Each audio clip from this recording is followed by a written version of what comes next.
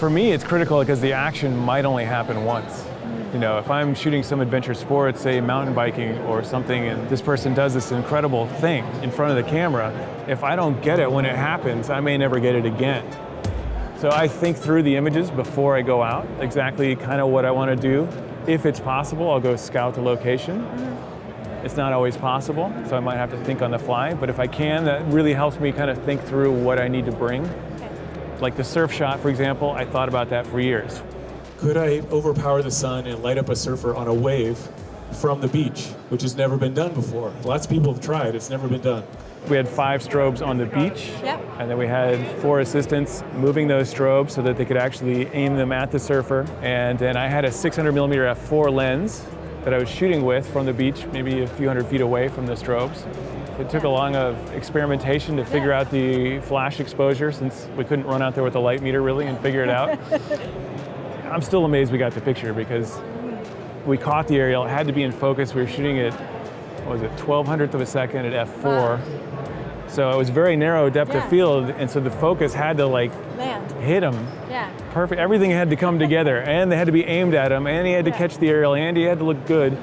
So we pulled it off. And then obviously the strobe and the unit is completely mobile. You travel a lot to extreme places, so you need gear that is suitable for those adventuristic environments. That's why I chose the Lincrum. One of the big reasons is because it's so weather resistant. You know, you could bury this in the snow, it'd still work totally fine. It could rain on top of this pack while you're shooting, which I have had that happen. No big deal. Wow. Nobody cares, you just keep shooting. Yeah. Also, since they get 350 full power pops at full charge, it'll last a fairly long time. But in terms of using this, you know, like the ice climbing shots that I was doing, you know, in terms of that high sync capability that I was telling you about, is critical in terms of overpowering the sun in the middle of the day to make it look like night or to get something more dramatic. Right here. And so I've got one strobe head going straight down the ice on a boom arm, out over the ice climb.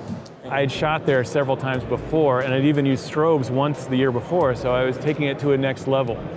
So, you know, there was a building of different images through experience, trying it several times. So it's all different every time, but you know, taking them out, if you have lightweight gear, it's not that hard to take it all out there. It's just what do you do when you have it out there? In photography, it's not something that happens overnight. Like you've got to figure out a lot of stuff just to take the pictures, you know, without flashes.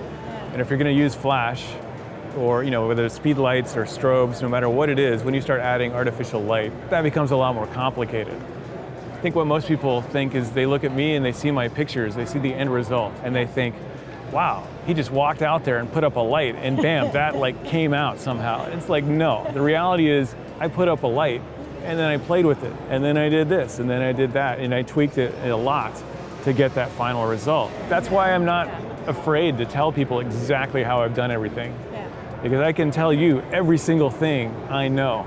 But you still have to go out and practice or do that. You know, there's only like half of 1% that's going to take the time and the energy to go actually apply it and figure it out again.